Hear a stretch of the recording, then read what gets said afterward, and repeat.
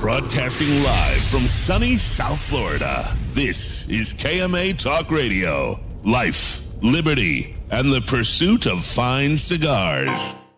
Your KMA crew, the Italian Scallion, Paul DeGracco, Alex Tavella, a.k.a. The Goat, and always telling it like it is, Honest Abe. I like to smoke them like the Winston Churchill, like John Kennedy, yeah. Remember Coach Red Auerbach, smoked up for victory, yeah. Well, you can take my wife, you can take my car, but you can't take my big cigar. My cigar.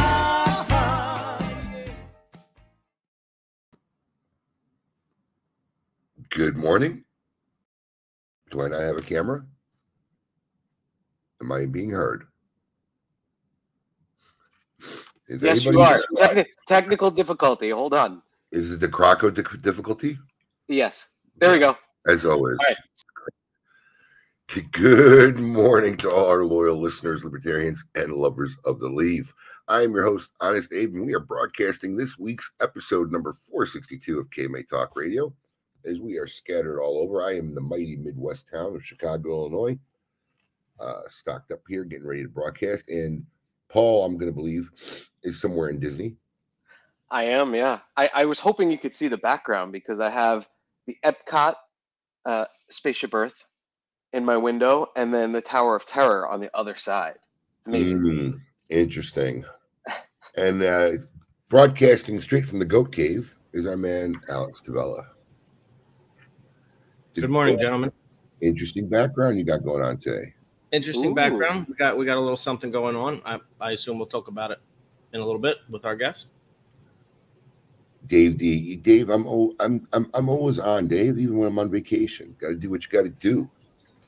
So, Paul, what are you at Disney again? I mean, seriously, dude, it's just. Well, I haven't been to Disney in 2 or 3 months now. This is a celebration of sorts. So we. Oh, and what are we celebrating?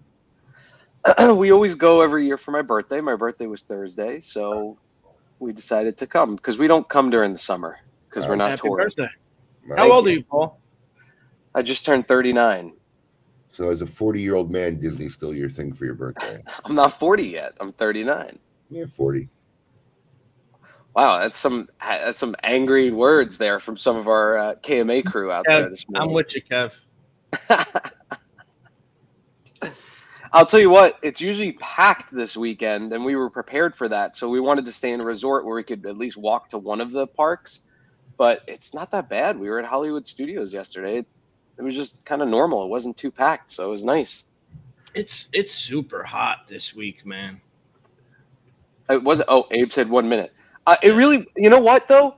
It wasn't that bad yesterday. There was a nice breeze going on here, and it was overcast most of the day. It drizzled for a few minutes, so it's supposed to be like that today. It's humid though, man. The humidity just shot out of nowhere. We had these really hot days for a couple of weeks in South Florida, but it wasn't super humid. Yeah, yesterday was decent. Yesterday was decent. But now it's started. Like last night, I noticed. I went outside and it was humid as all hell. It was probably only 75 degrees here, but it was so humid that it felt like it was 90. You stood me up on Wednesday. I stood you up on Wednesday? Yeah, you stood me up on Wednesday. We were supposed to do something on Wednesday? Abe, did he or did he not stand me up on Wednesday? I don't know. What was Wednesday? Burger Battle? I don't remember. Was it? What do you mean? Well, Burger Battle was on Wednesday. Paul was supposed to come. Oh, yeah, what happened? You were coming. No, we had Stephanie was not able to stay home with the kids, so I had to fill in. I'm sorry I did not text. I apologize. You're just so unprofessional, Paul. I was actually Wait, I was supposed to work? I thought I was going as a guest. It looked fun. You were going to co-host, actually. That was what our request was. Can you cover the event? Nobody asked me that. Nobody asked me to co-host. It wasn't a work thing. You just said, are you showing up? Paul, we never really care if you're there. We would never, ever call you to say, hey, Paul, we got an event. You going to show up, buddy? You're going to come in? No, Paul, come on. Be real. That's what you guys said. We could replay the tape. I have the tape. I have the recording. I'm going to look. Yeah. But with that being said, Burger Battle was actually a great event. I mean, it was a fun time. I didn't see the end of it. Who won? Abe won. Really? Yeah, I mean, home field advantage. He should win. And he made a great burger. He really did. Made a great burger. Made an excellent burger. Excellent. Yeah, you said it. You said his was better. Excellent. And I got to give a lot of credit to Kyle, who really filled in for you. Did a great job. My first choice was AJ, who just happened to be the guy here. And I don't know, man. AJ, like Abe said, he's just one of those guys. You know, he'll talk, but stick a microphone in his face and he goes radio silent. He don't know what to do. AJ won't shut the fuck up, but you put him in front of the, you know, it's really funny because we've had him on KMA before. We try him like, oh, you know, AJ, he's really good. He talks to a lot of customers. I mean, he'll be a natural. Then you just put him on the radio. It's like, yeah. He just gets, you know, people get nervous. Yeah, I try to explain to them, just talk like we're talking in the office, but right. But Kyle was an all-star, man. I told him, if there's while Abe's away, if there's a a time that he can't get on, we should try and get Kyle to come hang out with us on a Saturday morning. He was stellar. He was good. So I don't know Kyle. Where is he? Just a regular at the shop, or does he work at Smoke Inn? I don't know who he is. Wow. I'm sorry. That's bad. I would almost give it a pass. No. If I've never met him. For the Great Smoke, I would give him a pass. Great Smoke alone, you can't give him a pass. My birthday, no, you can't give him a pass. You can't give him a pass. It's only the guy that DJs all of our events, including main stage at the Great Smoke. I've never met him. I apologize. I've never been introduced. You will be when we introduce him. Say, hey, see this guy? That we need you to do this job. Paul's replacement. Yeah. I will say about the Bold Burger battle though, his burger was really good. Very good. I really didn't expect it to be that good. I mean, look, let's face it. I put a lot of effort in, the burger I made. I mean, I like practiced at home. Went and got some special ingredients. But this guy's like mass doing this, in multiple places, and you figured it was going to be an okay burger. It was actually a really, really good burger. It was better than it was way, way better than I expected as a burger. Very good. It's funny. It actually, it's the contrast between your burgers. This is kind of a Portnoy point, but I could have ate like probably 2 of his burgers easy. Your burger was like one and done between the nice thick pretzel bun, one, and you're good. You're full. His burger was a little bit more of a slider fashion. Yeah. Burger. I mean, it was a nice size, but it was excellent. It was excellent. But your burger had the whole deal going on. That bun I knew was a killer, man. That King's Hawaiian pretzel bun. Oh, I didn't even know King's Hawaiian made I love King's Hawaiian. King's Hawaiian makes a hamburger pretzel bun. I think they make it in slider form too, but let me tell you something. That bun is perfect. It is perfect. Just a little touch of sweetness. You got the salt on the top. You got the pretzel bun. It held pretty good. It was pretty good. Nifty 50s. I don't know. The last time I had a Nifty 50s burger, I was probably on massive amounts of narcotics. I couldn't tell you. What is Nifty 50s? Is that a Philly thing? Yeah, it's a Philly thing. It's like it's cool. It's like a burger joint diner type 50s vibe, milkshakes, burgers, stuff. I haven't had one of those in God, who knows how long. That's one of the places you could go at like 3 in the morning and after the bar. And I think so. I think Nifty's. Those are always, or they used to be anyway. But I will tell you this: Camacho really did a nice little setup. So I know they're going on tour around the country. So if one of these burger battles are coming, to your area, I would check it out. It really was a lot of fun. I don't know what the setup is because they did one before us and it really wasn't a battle. They just made hamburgers and gave them out. We kind of they picked the name Bold Burger Battle. So when they came to us and said, well, yeah, we're just going to make these guys going to make hamburgers and give them out. Like, well, where's the battle? Right. That's not a battle. That's not a battle. There's no battle in that. Right. So then I literally came up with the idea. I said, no, man, I'm going to make a hamburger. He'll make a hamburger. And then we'll really battle it out.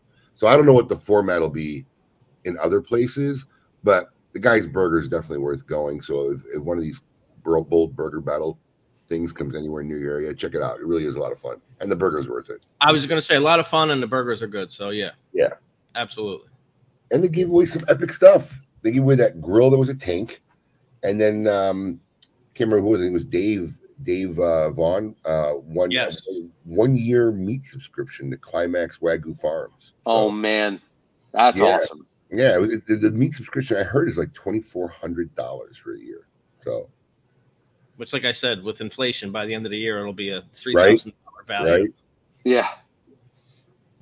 So, that being said, we have our Summer with Saka promotion going on. Oh, I actually got some stuff here too. Oh my God, that picture that you guys posted yesterday with him as Paulie Walnuts and you and AJ sitting under the umbrella. Oh my God, that was hilarious. So I honestly thought it was real. I was like, how the hell did they get him to pose like that? Then I was thinking, Saka's looking pretty svelte these days. Good for him. Rivers has the touch. Yeah, he does. He is good at that. That makes me nervous.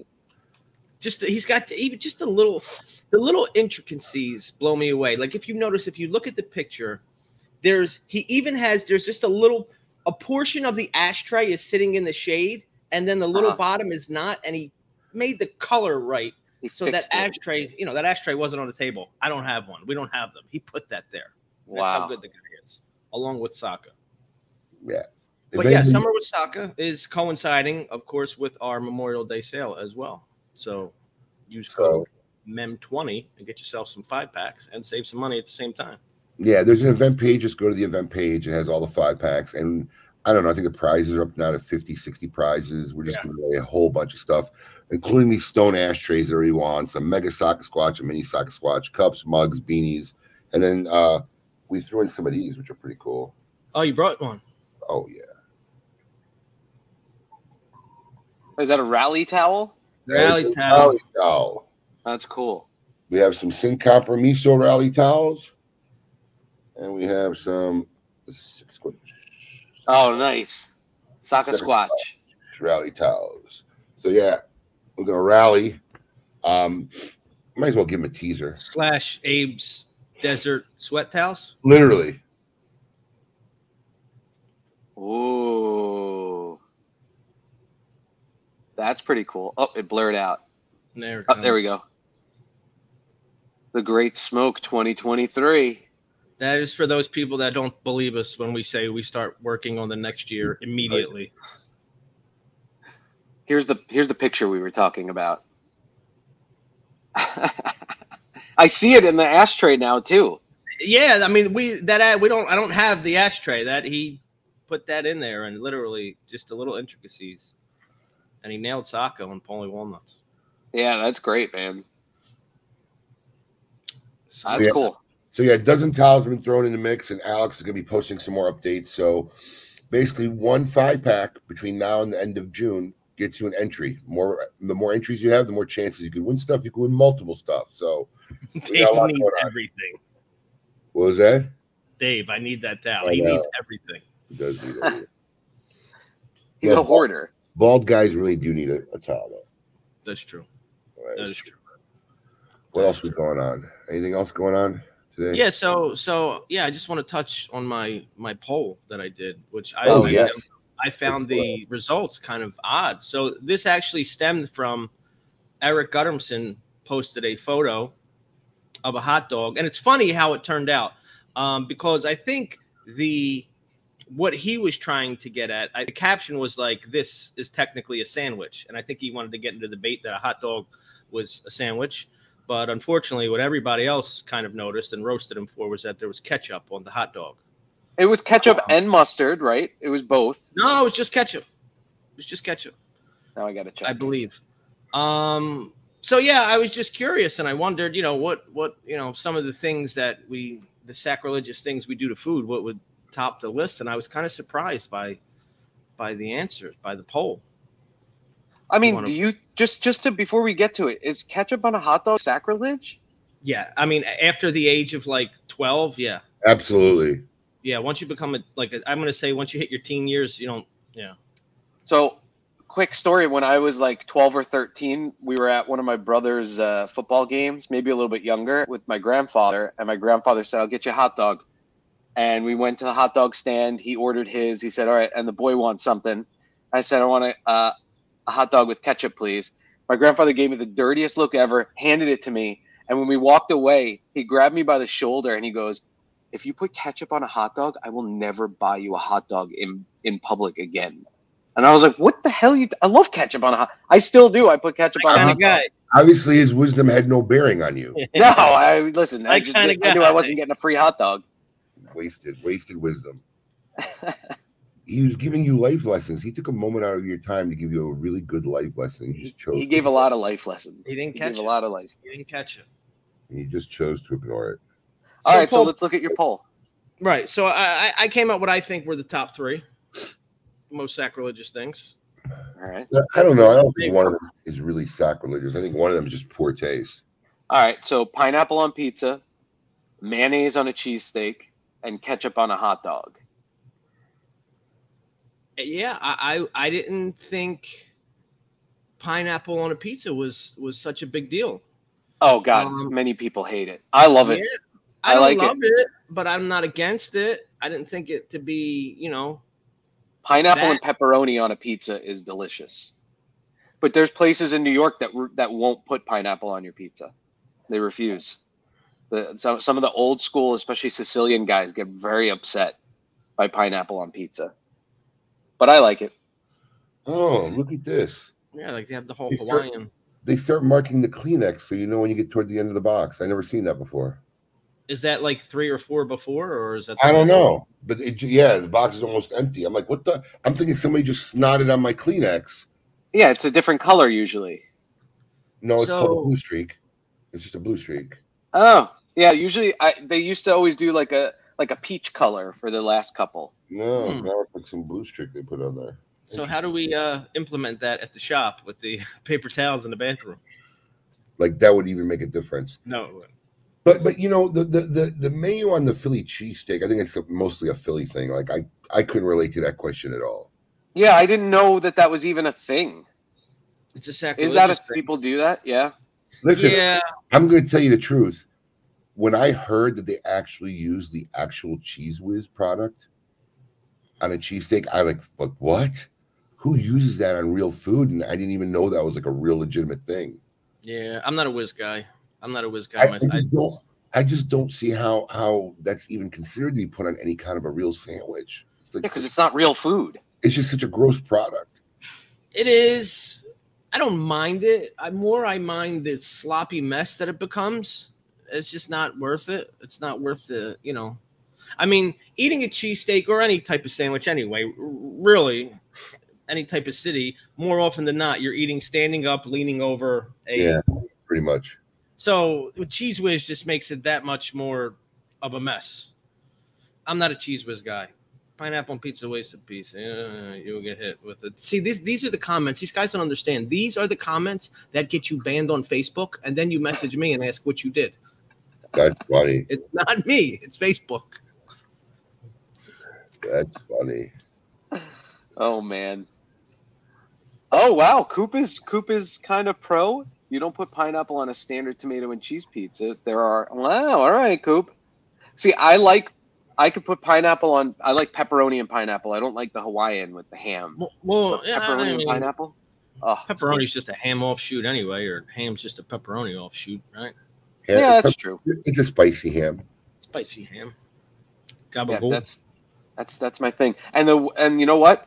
I never had it until I was probably 20. It was one of my first radio gigs, and a listener brought in a pizza for the guys at the radio station while I was on the air, which normally, like now in my older age, I realize, you know, probably wouldn't eat that, but I ate pizza from a listener at the radio station I was at, and it was pineapple and pepperoni on a pizza. So what a random thing. Just curious, because I don't know. Miracle Whip's kind of gross to me. Miracle Whip is the white equivalent of Cheese Whiz. Yeah, there's a time for Miracle Whip, but I don't love it. It's that tangy taste. What's the time for Miracle Whip? I think there's recipes that my grandmother had for like macaroni salad where they would use Miracle Whip instead of regular mayo. This is not the same grandmother that was married to the grandfather that threatened you about the ketchup on the hot dog. Actually, it was. No, actually, it was. About that. Yeah. I don't believe it. I don't believe she was using Miracle Whip for anything. She don't even know what Miracle Whip is. I don't think they ever used it other than for like one or two types of those salads, like a barbecue type salad. But I do remember her having Miracle Whip, and I just don't like it. I believe that Kevin Shahan's a Miracle Whip guy. Yeah, probably. If I had my bet, he said the big debate in his house. I'm going to guess Jess is the 100%. Yep. Straight out of the jar. Yeah. I think Kevin Shahan best personifies Miracle Whip. Yeah, I guess that's a really good analogy. If you wanted to personify Miracle Whip as a person, it would be Kevin Shahan. Miracle Whip is the poor man's mayo. It almost tastes like somebody put ranch dressing in mayo. That's what it tastes like to me. It's got that weird tangy taste. I don't know. You don't need the flavor. Ranch is another gross product. Yeah, I don't like ranch either. I mean, ranch is literally for vegetables, for cold raw vegetables, and that's I'd rather have blue cheese. Yeah, Me too. I'm a blue cheese guy, Kevin. Kevin Me asked too. that question. Yeah. We could do a whole episode on weird foods. We really could. Wow, condiments are a big thing, man. People get riled up. It's almost like politics. You mention something, the comments start flying in, man. Well, the Burger Battle guy had a guava sriracha ketchup. Ooh, Guys, that's his creation. That was on his burger. I got to admit, man, it was an interesting condiment. Guava sriracha ketchup. It was interesting. We didn't snag a bottle, did we? No, should have. Oh no, he gave me one. I got one. No, dude, we just said we don't like ranch. Jeff, pay attention. I don't consider any restaurant that makes wings legit if they're offering ranch. Oh, really? Yeah, it shouldn't even be what about thirsty turtle? You can get ranch instead of blue cheese. But wings with ranch. That's just a top out for people like you, Paul. That's all that is. No, I like both there. I don't like all blue cheese dressings, but we usually get both at Thirsty Turtle. And we're all in agreement locally that Brews Room, whatever it is that they do, has the best blue cheese. The triple threat. But their blue cheese, there's something about their blue cheese that's just, it's not. Yeah, they got real blue cheese all in it. Yeah, it's not a creamy, just like a creamy liquid version. It's like huge amounts of blue cheese all through it. Which is why they charge you like $4 for an extra side of it. Where are you going to the Thirsty Turtle? Is there Jupiter? One else? Jupiter. We go up to Jupiter a lot. For what? Well, we have family up there. There's that park there. I forget what it's called. Turtle in Juno Beach. Yeah, that's the one we go to. Oh wow. So we were at the beach last week, and while we were coming back, I was like, you know what? We're gonna pass Thirsty Turtle. So why don't we place an order? So it's not in Disney. He's at the beach. I mean, it's just we go to the beach like twice a year. We're real Floridians now. Yeah. I grew up on Long Island, and I live in South Florida. We don't go to the beach that often, especially with kids and dogs. It's a nightmare with the sand. For just Steph and I, it's no big deal, you know. But with the kids, you're cleaning up sand for 2 weeks after they go to the beach. Kind of a nightmare. I can't keep up with these comments. I think Dave found Wikipedia. He just found out. Yeah, I can't keep up with his comments. Anyways. He's just copying and pasting. First-time guests on KMA Radios are always fun. We have a very special guest for you today. Let's hit the show and get it going, Paulie. I want all of you to get up out of your chairs. I want you to get up right now and go to the window, open it, and stick your head out and yell. It's time to meet your maker.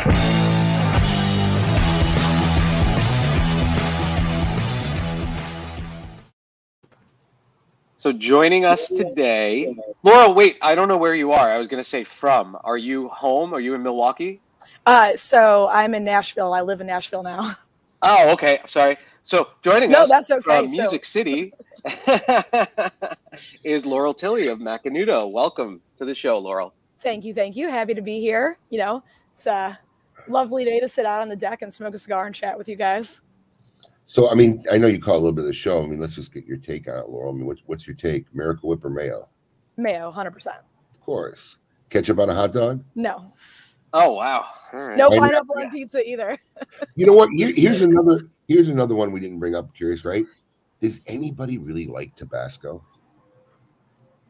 Last option. If there's nothing else. Right? Yeah, if there's nothing else. I don't even think I'll use it as a last option. I think Tabasco is like the worst sauce ever or condiment. It's good for recipes. It's good for recipes. What is with you and recipe? Like you even cook? Seriously, I do cook. It's good for recipes. No. Cook. You use Miracle. In fairness, he does cook. He is the housewife. We've tried to have meetings with Paul changing diapers and cooking at the same time. So I cook like 2 days a week. I cook like 2 days a week. But what recipe is there that contains Tabasco that you just can't sub out? Chili. Chili, you should always add a little bit of Tabasco as well as other hot sauce. No. A real hot sauce is so much better. A chili sauce, a habanero sauce, like a little Cholula. You need that aged taste of McElhenny's Tabasco sauce, man. Paul's just weird. They're aged. Do you know that? That's actually they age it in I don't know if it's barrels, but they How do you age know it. this? It's fermented. I You have were a the lot of first guy free to time. say last resort too. It is a last resort. I would much rather, you know what hot sauce I'm into now, and you're going to make fun of me for this. I should keep my mouth shut. There's this stuff called truff that is hot sauce. It's like a sweeter chili hot sauce. It's pretty hot, but it also has truffle oil in it.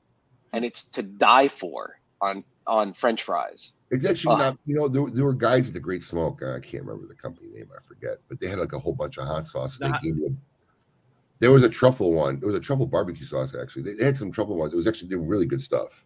Oh, I so have, good. it's like pineapple something. Pineapple teriyaki or something. I have a bottle of their hot sauce at home I use. It's pretty good. Yeah, they make good hot sauce. Yeah, they make good hot sauces. They gave us a bunch of samples. We divvied them all up.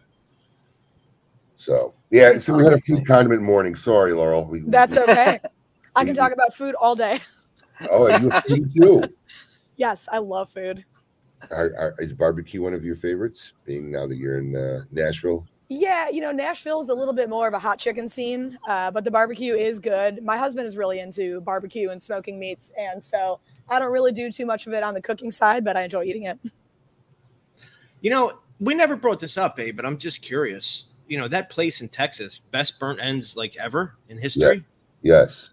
I don't even remember the name of it. It started with an H. Heim. Himes. Yeah, it was something. It was very, very well known.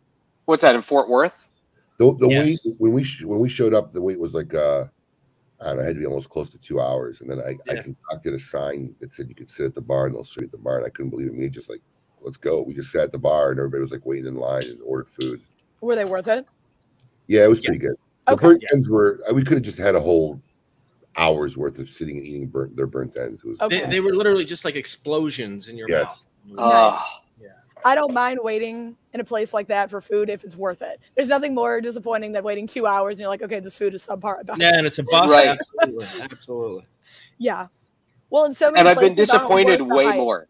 Right. I've Yeah. been disappointed way more than I've been impressed when I've waited long like that. So Yes. I try not to wait. I haven't, because typically I have a rule of thumb: I will not wait in line. I'm kind of that way too. Yeah, so I don't usually wait in line unless I can find a way to get around the line. And that's true, because as you were figuring out the bar thing, we were also plotting a plan B. Oh yeah, The bar thing didn't work out. We couldn't get in. We were just thinking, all right, what's our plan B option? Because the line was really ridiculously long, and then by the time we got to the table, it got worse.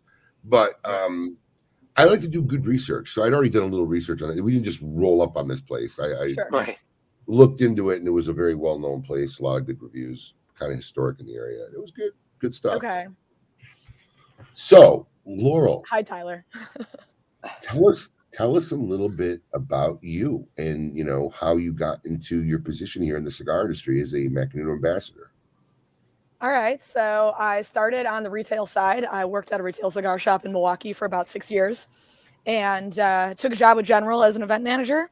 And after a few months, they'd approached me about being an ambassador for, one of our brands, and had asked what brands I would be interested in. And ultimately we settled on, not settled on Macanudo, but, decided that Macanudo was going to be the best course for, what we wanted to do with it, and, having me assigned to it. So it's been awesome. I mean, I'm nearing my 6-year anniversary with General in October. Oh, wow. And I've been with Macanudo specifically it'll be 5 years in August. So kind of just got into it and then took me away, and I haven't been able to get out since. How did you get into cigars? I was just a cigar smoker. It's a hobby. I had some friends who introduced me to cigars, albeit shitty ones, on my 18th birthday. And I remember liking the experience, but not liking the cigar. And then I had moved up to Milwaukee for college and found a cigar shop subsequently that I ended up working at. And they really took the time to walk me through and figure out what I was looking for out of, the flavor profile and, what I was hoping to obviously get out of the smoking experience. And without them, I probably wouldn't be where I am today, because they really, worked with me for weeks. Like, oh, I don't like this, I do like that. And I fell in love with the culture, the people. I hung out there all the time, and then I was in need of a job. So I campaigned for a job there. And I guess the rest is history. I've been in the cigar industry now for almost 12 years. Wow. Yeah. But how crazy is it that you were working for General for what? I think I read somewhere like 4 months, and they said, "What brand would you represent if we were to have you represent one of our brands?" Like that, is that unheard of? That it was that quickly? So it was a new program. I mean, if you're saying I'm wonderful, I'm going to accept that. But it was a new program for us. So Regis really wanted to have an events program and an ambassador program to bring a little bit more of a personal connection to these brands. You know, just the nature of who we are as a company. You know, we don't have, you know, a Nick Perdomo or a Rocky Patel or a Jonathan Drew or whoever it may be, right? Just because we've acquired these brands over the years. So he really wanted the opportunity to have people to be able to go to events and sort of be like that representative and do, you know, a training and education and, you know, spread the good word of the brand. So I think I was just, you know, I was there at a good time where they were looking to sort of expand that program. So Rick Rodriguez was already, you know, spearheading CAO, and he was pretty instrumental in recommending me early on, which is amazing. So, you know, I credit Rick a lot with that as well. And then we brought on Sean Williams, and, you know, then it was the three of us for a long time, and, you know, Justin with Diesel. So, yeah, it's been good. It's been Can I ask you, has anybody ever asked you what the other three brands were, or other couple of brands were that you mentioned from General, or do you not want to share? So my other main one was Hoyo, and Hoyo has a bit of a personal connection for me because when I first started smoking, you know, and I was kind of finding my way around the shop that I worked at, I wasn't familiar with a lot of General products, and we were a pretty boutique shop. And on my 21st birthday, the owner gave me a Hoyo de Monterey, and he was like, "I think you're really gonna like this, you know, smoke it for your 21st birthday."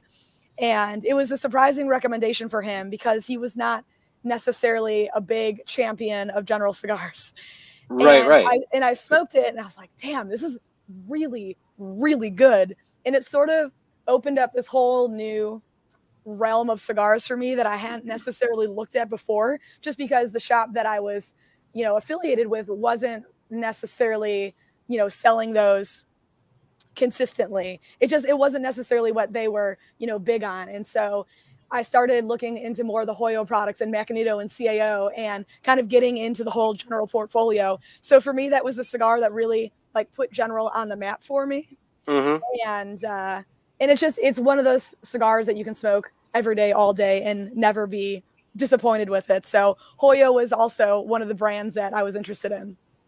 So it's funny because we run up against this all the time, because you're talking about like the Uber boutique type guys, right? Like they don't want to smoke a cigar unless it's like one guy and he sits next to the roller, and they, you know, like that type of thing. Yeah. But General, is that something you come up against a lot, being an ambassador for General, that you kind of have to, you guys are so big, but also you make fantastic cigars. Like, is that something you come up against with seasoned smokers sometimes, that, you know, you have to kind of explain to them and show them the product and let them smoke the product to really like be like, all right, yeah, that's a bigger company, but look at the quality of this product? Yeah, sometimes. And I feel like with the addition of the Macanudo Inspirato series, at least with my job in particular, I don't feel like I'm getting that pushback as much, because I think people have smoked the Inspirato, or they have some familiarity with it, and they understand that it is a little bit different than what people were used to. But, you know, you get some of those Uber boutique guys who are like, well, you know, I like this boutique company because they do this process or that or whatever. And you know what? I respect that, because there are so many different palettes out there, and there's so many amazing companies. I mean, we're in the golden age of cigars right now, right? You know, there's just so much good product out there. But I would say for the most part, people are receptive to trying something different. I think as long as you can understand what they're smoking and why they like that boutique blend, and then be able to sort of translate to them, okay, well, why you're going to like this, you know, because it falls in line with that flavor profile you're hoping for, or those processes, or whatever it may be. So there is some, to make a really short answer super long, there is some pushback, but people are receptive to trying something new. Right. Yeah, you bring up a good point. I'm sure the Inspirato line has helped a lot, because for sure. I mean, literally most people probably the Macanudo Portofino was literally your grandfather's cigar. Yes, like literally. Yes. The knee-jerk reaction is, oh, it's mild. And I mean, our core line, yes, it still is very mellow. And, you know, there are some people out there that it's just not their profile. You know, even for me, I tend to be more of a medium plus smoker. So I don't do a lot of the cafe. But, you know, with the addition of that Inspirato line, people are just, the perception has changed towards the brand. So were you brought on? You were brought on at the beginning of Inspirato, correct? Yes. So we released Inspirato in the States in 2016, and I started in August of 17. So right, yeah. So right after it had released here. Okay. Yeah. So that was my. Were you specifically going to just represent Inspirato and it turned into more of the Macanudo line, or was that, or was it going to be just, you know, all of the Macanudo lines? So it's a really funny question, and I don't think anyone has ever asked that before, because I really did start just specifically as Inspirato, and early on it became tricky because shops, you know, if I was doing an event, they would offer the core line, and I still knew the core line product. And then it was sort of this distinction between Inspirato and Macanudo. And then somewhere over the years, the lines got blurred. And there was never an official, like, oh, it's going from Inspirato to the full line. But, you know, that's where we are today. So at some point, it transitioned, and we didn't really realize it. So for all intents and purposes, you're the Macanudo person. Correct. For all Correct. Of the line. Yes. Okay. Did that salary get blurred too as the job ended? No. Okay, salary didn't get blurred. You know, to be a brand ambassador is not a small feat, right? Did give you any kind of specialized training to be more educated or more knowledgeable in talking about the brand or the product or the history of the product, or was this something that you just picked up as a passionate, you know, fan of the brand? To be honest, I think a little bit of both. You know, I did some media training with our public relations director, which obviously that did not stick.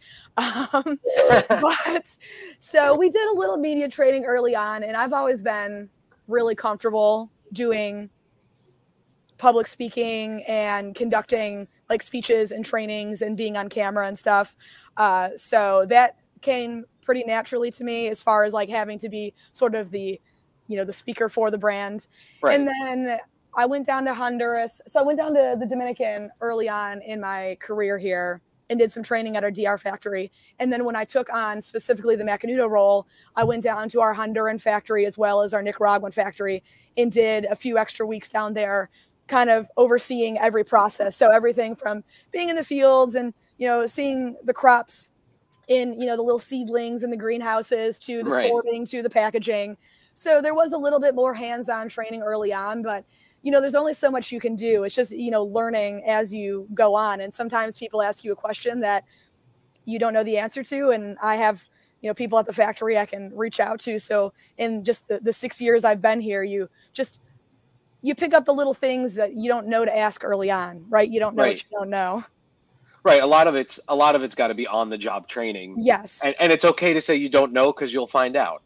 Yes. And I never want to lie to somebody because I don't want them to know the answer and then make me look like an ass, you know? So I'm never going to sit here and be like, oh, well, you know, it's this, just try to make it easier. Like, in fact, I did a training with our Canadian team this week and somebody asked a question that I didn't know the answer to. I was like, you know what, let me reach out to Ernest and I will get back to you because I never want to be caught not knowing what I'm talking about. Yeah, that sucks. So now that the world is kind of getting back to normal, are you traveling more to represent the brand? Yes, absolutely. I mean, my schedule has been fairly, you know, normal as it can be for about, I guess, a little over a year now. I mean, I started traveling back in January of last year. So it's been busy. You know, the summer's always busy. There's a lot of smoker festivals that you kind of have to incorporate into your normal day-to-day schedule. And, you know, with Rick retiring, there's some, you know, bigger smoker festivals that, you know, Sean and I are doing now for him is, you know, just in lieu of CAO, we're doing Cohiba or Macanudo. So it's, you know, it's a weekly travel, you know, grind, but are we still calling that a retirement? Retirement from General. Okay, there you go. I was a little clarification on that. Yes. I have a completely different definition of retirement. Especially in this business. So just interestingly enough, what is it you feel or you see that when you go and do these events and you interact, what do you see mostly that the consumers are wanting from you as far as information wise, or what are they trying to obtain from you as a brand ambassador? What's the most common thing that you get thrown at you? Really just understanding, like specifically the newer products like the Inspirato line, just understanding what those are, and maybe if they don't have familiarity with them, how they relate to something they smoke from another company. And we do a fuma tasting at most of our events, so it's like our little educational platform. Every year it's something different, so whether it be wrapper, binder, filler, or same tobacco, different countries of origin, we always try to do the little educational aspect of it. So we're just finishing up tobaccos of South America and then moving into Connecticut shade from different growing regions. So people, they like having that opportunity to sort of get into the weeds of the tobacco and ask questions and get information on things that they might not necessarily have a resource for. So especially when we start doing those fuma tastings, people like to ask the sort of obscure questions that maybe you're not able to find on the internet with an easy Google search. Do you have say and input into, what these themes are going to be? Oh, for sure. Yeah. So the brand manager and I, every year kind of figure out what we want to do. Do we want to continue with the fumas? How do we want to curate the fumas to sort of coincide with any releases we're doing? Like, for example, finishing up these Brazilian tobaccos, that was coinciding with the release of our Inspirato Green, which is Brazilian Arapiraca is the wrapper. So, and this year with doing the Connecticut shade, we're doing a couple limited releases coming out that, use a Connecticut shade. So we always want to make sure that it kind of works in that. But yes, I do have input in, what we're doing for the event, kind of the overall vibe of it and the hard goods and what we want to feature. So, yeah. So it's good. Very cool. I feel it's nice to be able to feel like you have a stamp on what you're doing on a day-to-day basis. Yeah, yeah. We've read, I've read quite a bit about you. I've seen some other interviews with you. Milwaukee to Nashville. Yes. So yes. you were based out of Milwaukee for most of your career, correct? Correct. Yes. So why the change? Okay. Well, so my husband and I we've been making noise about wanting to move for a while. I love Wisconsin. I love the people. I love growing up there. The city itself is really cool, but the weather sucks. Quite frankly, It's winter for 6 months a year. And it's just, I didn't want to be one of those people who stayed in the same place forever. And that's totally fine if that's what you want to do. But I've always wanted to get away from where I grew up. So that's where you grew up in Wisconsin? Yes, yes. So I've always lived there. I went to college in state, and COVID hit, and I can pretty much work anywhere as long as it's near an airport. And my husband's job went full-time remote, and we had narrowed down a list of places that we had interest in moving to, and then ultimately it was sort of a rash decision. One Friday I came home from a work trip, and I was like, you know what? Let's just do it. Let's just move. Let's pull the Band-Aid off and go. And if we hate it, we can move back. And so far we love it. So our plan is to kind of move around for a while, every 4 or 5 years, go to a new place, check it out. Well, you mentioned you have a husband, and I imagine your job is pretty much travel oriented. You guys have kids? We do not have kids. Okay. Do you find it takes a toll sometimes on the marriage, being on the road a lot? Honestly, or does absence make the heart grow fonder? I don't want to be like, oh well, it works either way. But he used to travel for work for over a year before I started traveling for work. So the last 7 years of our relationship, one of us has been on the road all the time. And then COVID happened and we were home all the time together. And I loved it because it's like, oh man, it's nice to actually spend time with you, for more than 2 days in a row. Right. And I don't think it's good or bad. I mean, I think there's there's definitely good in that when you come home, you're excited to see each other and you have shit to talk about.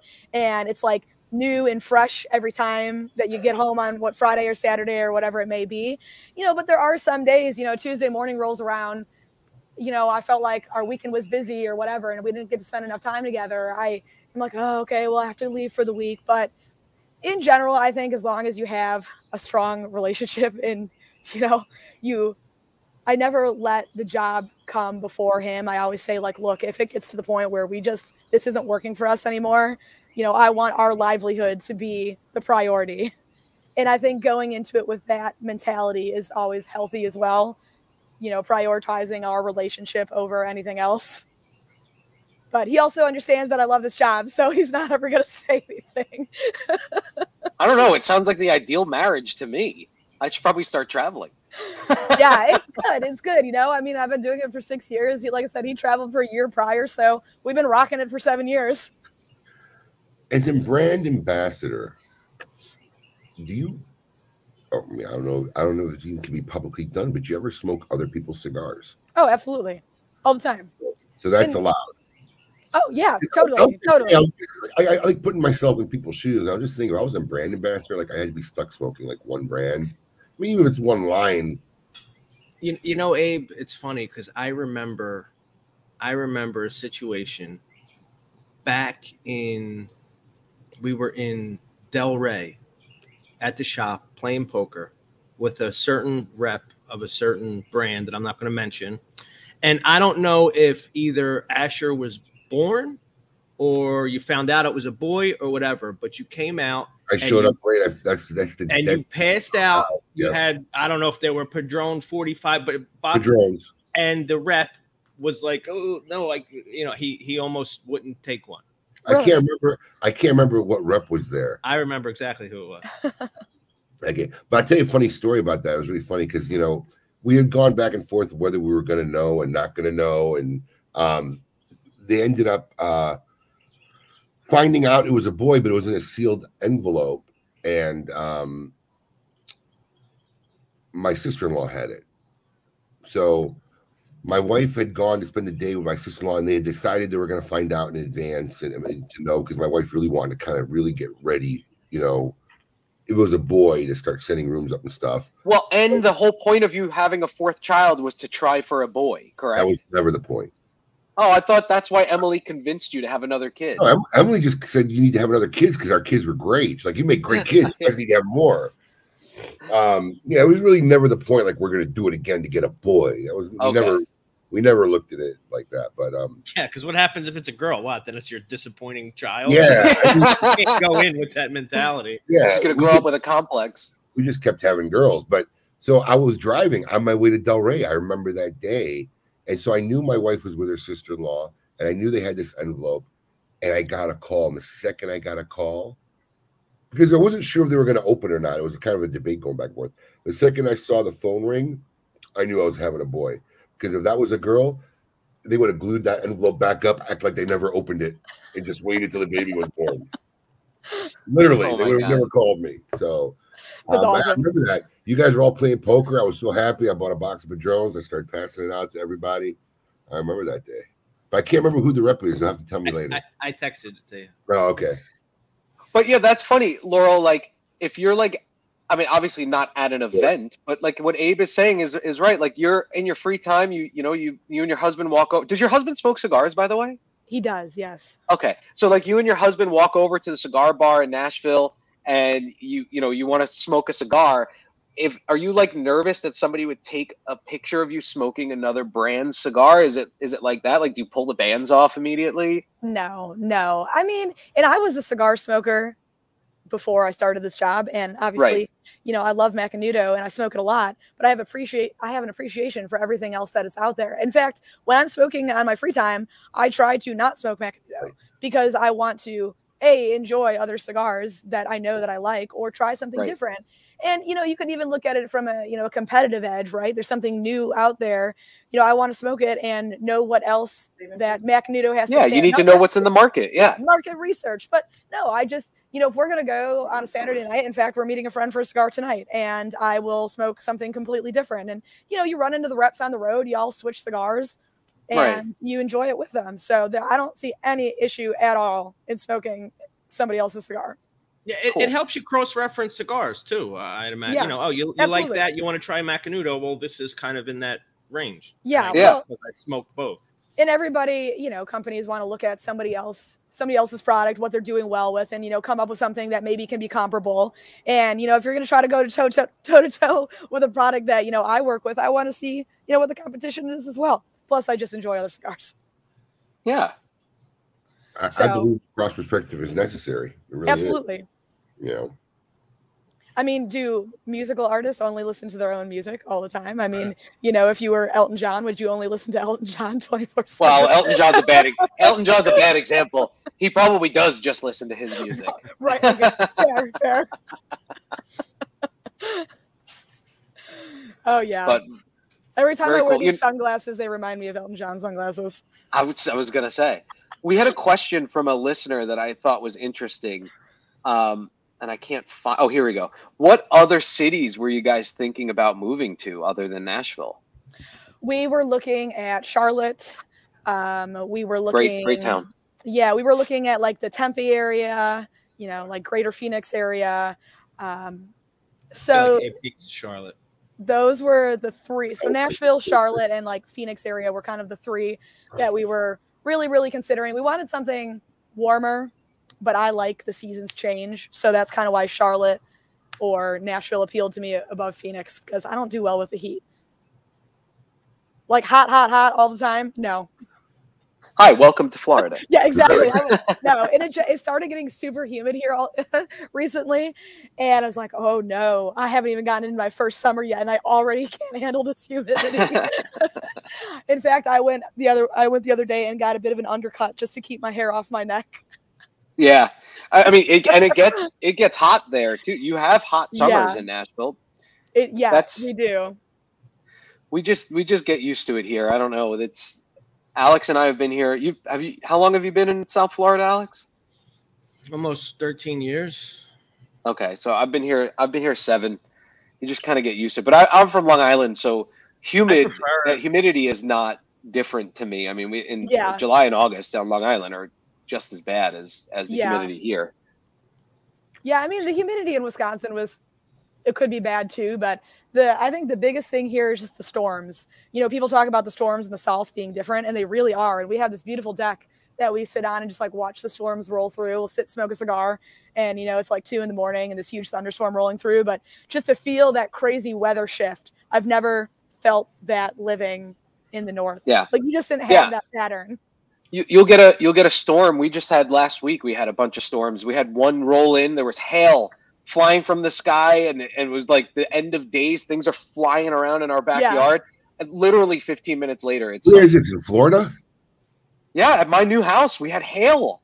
Beginning of last week. When? I know. Paul is in another universe. End of last week, when we were having our meeting. Remember, I showed you outside what was going on. Our trampoline got pulled out from the anchors and went up against the fence, and we had hail. Were you there for this meeting, Alex? I was, but it was rain and wind. No, it got bad, man. It was crazy. But then it was gone. Hail. You live in Wellington. You live in the outskirts with hail. I'm telling you, the storms are different out there. You come, well, I'd invite you over, but I'm busy. Yeah, but right, exactly. we don't own golf carts. We can't come over. Yeah. You can't. The golf cart won't. Well, maybe from your house. Abe thought he saw me riding in my golf cart on like the main street in Wellington or something, and I'm like, that my golf cart won't go that far. I'll never be able to get back. Listen, it was a bald-headed short guy with 2 blonde boys. I mean, what's I literally shouted out my window, I went, Paul. The guy didn't turn around. Did he say anything? No, I guess it wasn't Paul.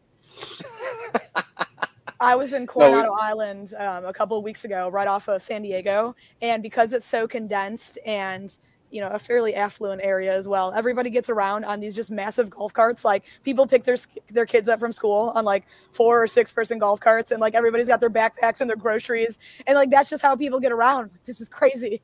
I love this. Very, very different universe. Well, don't go anywhere, folks. Laurel, we got more coming up. Hour 2 with Laurel Tilley from Macanudo. We're going to have. Do we have a tail of the tape this week? Look at that. We got everything in hour 2. We got tail of the tape. We have Name That Jam, and of course, Would You Rather, all coming up. We'll be back very shortly. Keep it lit. The 8-Chapman, Nicaragua by AJ Fernandez. The original versus the heritage. What's the difference between the two?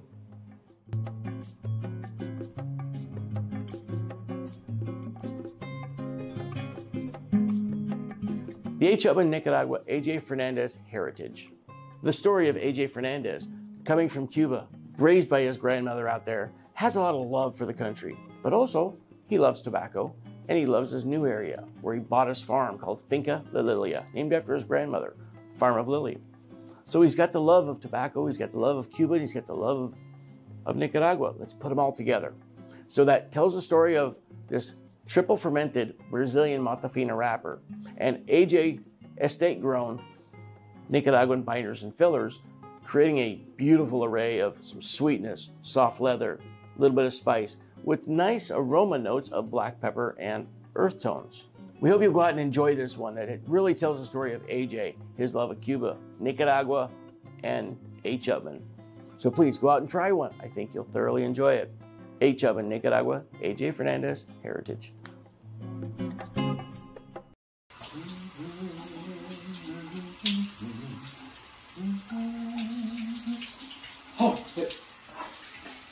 It's just you. Who doesn't love a shower sip of a good glass of wine? And our friends over at KMAWines.com, they have some great wines from Bono Private Wines, like this Sunal from the winery that's up 8,950 feet in the air, one of the 3rd largest vineyards in the entire world. You know, we work so hard. You gotta relax, you gotta enjoy the finer things in life. A great cigar, a really, really great wine to pair it with, and that's exactly what I'm doing here. So check out KMAWines.com. You get a discount because we know each other. We're buds, we're pals. You get a discount on shipping, you get a discount on products. KMAWines.com, and tell them that Paul and Abe sent you. I'm going to be late back to the show while I finish this and finish the shower. So see you at KMAWines.com. Surgeon General warning. Cigar smoking can cause cancers of the mouth and throat, even if you do not inhale. Celebrating 85 years of success, the Monte Cristo 1935 Anniversary Nicaragua is a tribute to the outstanding accomplishments the brand has achieved since their inception, receiving multiple awards such as the #2 Cigar of the Year in 2021 for Cigar Aficionado, 2021's Best Cigar for Cigar Snob magazine, and 3 more prestigious awards. The Monte Cristo 1935 Anniversary Nicaragua comes from the creative minds of Rafael Nadal, AJ Fernandez, and the Grupo de Maestros. This full-body Nicaraguan Puro pays homage to the original tobaccos that were used in the very first Monte Cristo cigar that was ever produced. Flavor notes you'll detect while smoking this gem are pepper, cedar, and chocolate, which pairs perfectly with a cappuccino. No matter what 4 sizes you pick, this classic smoke will send you on a trip down memory lane and all the way back to 1935. Welcome back to Hour 2 of KMA Talk Radio. I'm your host, Honest Abe, along with my trusted gang, the Italian scaling himself, live from the Magic Kingdom. No, I'm actually in the Epcot resort area. Oh, God forbid. Yeah. Isn't that part of the Magic Kingdom? No, sir. No, sir. The Magic Kingdom is its own theme park. Walt Disney World as a whole is the whole property, twice the size of Manhattan, the size of San Francisco. Did I just make like a sacrilegious statement? Did I make a taboo statement there? No, it was just incorrect. So I wanted to correct you. Friendly. Right, Alex? He seemed to take some. He said friendly, but he took like offense, right? He's like, no, sir. No, sir. No. Allow me to explain. For you uninformed and uncivilized people. The exact hierarchy of this cult culture that we have. It's not a cult. Get out of here. Total cult. It's not a cult. It's a false reality. That's why I like it. Disney Channel. You'll see what a cult it is. Oh, I don't. Yeah, we don't watch Disney. Oh, you want a false reality or something? I mean, I don't know. It's weird. That's exactly what it is. Have you always been a big Disney guy, or just like with the kids, or how did you? No, I used to come alone. Yeah, I used to come alone before kids, and with my family for years. Disney people intrigue me. Oh, let me tell you something. You did doctorate thesis on Paul. Let me tell you something. The kids are just covered. Ah. The kids are just covered now. Now he has a plausible excuse without looking a little less ridiculous than he already is. When I first moved to Florida, I didn't have kids. My sons are Axel's going to be 4 in July, and Eli just turned 2. Actually, Eli is named after Walt Disney. Elias is his name. That was Walt Disney's middle name. Really? But before they were born, when I first moved here, one of the ways that my wife convinced me to move to South Florida was that, hey, we'll get season passes, so you can go like. It's 2 hours away. It's 6-7 times a year. I'm like, this is great. So we did that before we had kids too. Hey, did you know his son was named after Walt Disney? I didn't know that. That was. I am happy you're happy, but the idea of getting season passes to Disney World terrifies me. Like it just, I couldn't think of anything on the weekend with a bunch of other people that I would want to do less. Look, I had to do the one. But I love Disney. I had to do the one Disney trip. I got 3 girls. So I had to do the one Disney trip. I think we did it about 4 years ago, 5 years ago, actually 7, maybe 6 years ago even. We did the whole shtick. We got the bracelets and the thing and whatever. And the girls did the bippity boppity makeovers and whatever. But I'm so happy that they were all old enough that I don't have to revisit it again. My son has zero interest in Mickey Mouse or Walt Disney. Yeah. Never have to take him there. You know, we could just skip right to Universal Studios as our next trip, or you know, one of those, you know, more adult, you know, theme parks. I think as an adult, I've just become like more or less tolerant to huge crowds and like more cynical on the whole like magical experience. I am too, but you come with me and we show you places that you can go where you avoid that kind of stuff. Listen, we're pros at this. It's just a small world after all. There's a great big beautiful tomorrow. I went when I was in 1st grade, and my dad took me on this alien ride, and my mom was like, don't take her on that ride, she's gonna be scared. Alien encounter. She's too young for it. And what happened? Within 5 minutes I was just screaming, so they had to stop the ride for me. And then my mom took me on It's a Small World, despite how much she hated it, because that is like her biggest earworm, and she hates it like viscerally. And she's like, I will take you on It's a Small World to make you feel better. We'll change this. That ride is no longer there, just so you know. Took it away. They made it like a Stitch themed and cuter because it was too scary for people. I loved it. It was a great. It's a Small World? That was like the No. The alien encounter. Yeah, it was. Alien encounter. It was creepy. That is weird. I was gonna say there's no way they could take away It's a Small World. That's like the quintessential Disney ride. No, that's still there. They just renovated it a little bit. They repaint everything. They don't really change anything other than, you know, painting it pretty colors and maybe adding some fancy lights. I'm curious because I haven't been there, but I had to imagine some of those things probably had to be like PC inappropriate at some point. They had to change some figurine. Oh, we can't do that no more. You know, I don't know. That's funny you mentioned that, because I noticed with Disney Plus now, a lot of the old movies, there's always like a warning. This was made in a time, like it'll say like some things may be considered offensive to some cultures or you know, whatever. Like there's always a warning before like Peter Pan and things like that. That's funny. So I don't know if they did there. Splash Mountain, I thought, got changed. It's not officially changed yet, but it is in the process. Okay, yes, okay. Because of Song of the South. Yes, it was whatever movie was associated with that ride. I think it was getting a facelift. Song of the South was a very controversial Disney Paul, movie, you should be a Disney ambassador. I mean, don't they have a job title? I mean, you really should. You really. They do. They probably pay like $4 an hour. But you get free admission to the park. That's double KMA.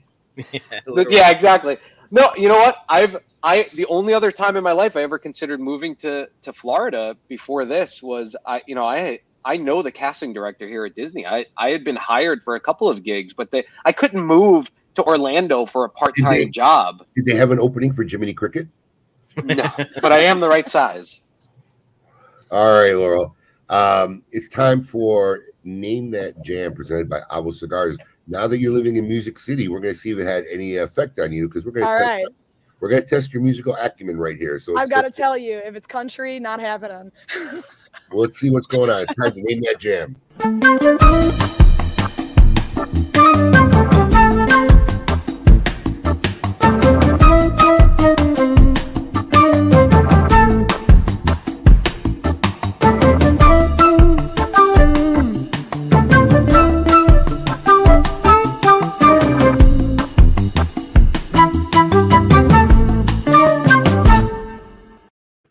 All right.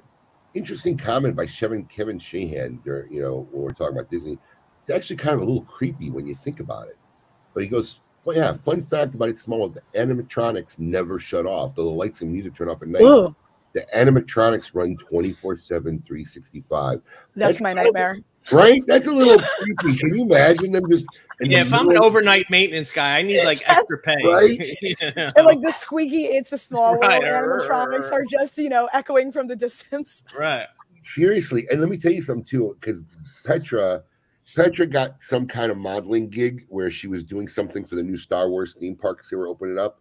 So we had to do a photo shoot at Disney like at 4 a.m. So they like let us in the park like at 3 a.m. And the music was on, right? Not just that, but just let me tell you something. Walking through a theme park at 3 a.m. in pitch night black when everything is empty is pretty much the epitome of any horror movie backdrop scene. I mean, literally, it was one of the freakiest things ever. Seeing all these chains set up and nobody there. Yeah. Right? Walking through there. It was a very, very eerie That's feeling. my dream. I would love to do that. It was so weird. It was really you'll know I've made it when I rent the Magic Kingdom for a day just for like me and a group of buddies. Yeah. And my kids, of course. I'm pretty sure we'll know you've made it before that day, but if you make it, if you ever make it, we'll know well before you get to the Magic Kingdom. And to Kevin's point, I've heard that rumor, but there have been some Disney Imagineers that have debunked that they do not run all night. The music usually does play, but anyway, we'll talk. We'll take that on another time. I'm surprised you don't know the fact, Paul, the real story. Well, I think that they do stay on for maintenance purposes. Like the guys walk the rides, and they look at what's not working because every night there's maintenance on every ride, so they check everything every single night. So there's a night crew of engineers that walk through every single ride every single night to check them. So I would assume, yes, they're on for that period of time. Wow. All right. Well, Laurel, this is really easy. What we're going to do is we're going to play a little snippet of a song. Okay. About 8 seconds. And we're going to see if we can be able to name that jam. Once again, brought to you by Avo Cigars. Let's cool. hit it.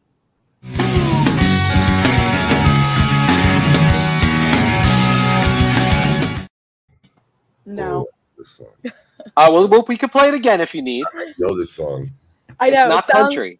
I know. It sounds familiar, but we'll try it one more time. I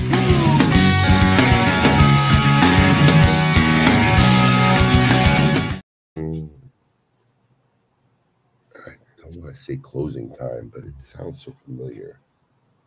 Oh, should I play some guesses from the audience? You want to see some of the comments? Is it closing time? Because that's what came to my mind. No.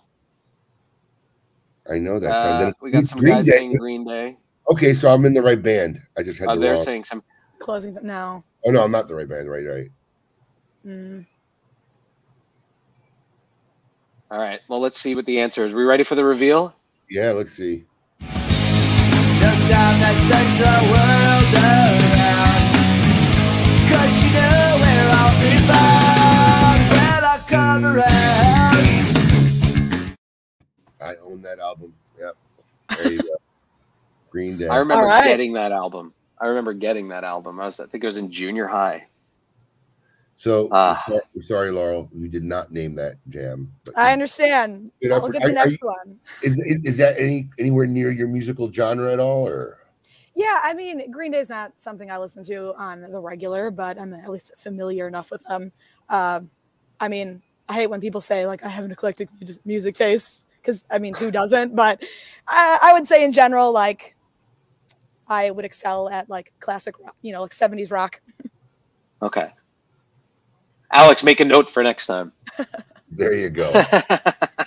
while we have her on, before we forget, why don't you explain what you got going on behind you, Alex, in the backdrop there? You got a big Sure. Macanudo. Actually, Paul, I think you can put the graphic up in front of everybody that I have there. So starting today and running until my birthday, actually, June 30th, we have a special promotion. If you order any Macanudo product, you will receive double reward points. So that's running today through June 30th. Double reward points for any Macanudo products that you purchase. And if anybody doesn't know our reward point program, personally, I think it's one of the best out there. It's very simple. For each dollar you spend, you get a point. You rack up 300 points, we send you $15 to spend as you please. Spends like cash. Yeah, that's what I like about it. It's not limited, or you can only buy this or that. Literally, like it's a value you use at checkout, like when you're checking out. So anything, no matter what it is, rare, limited, this or that, you could use it. It's just like money, so you earn it as a reward. It's reward money. That's great. I like that program.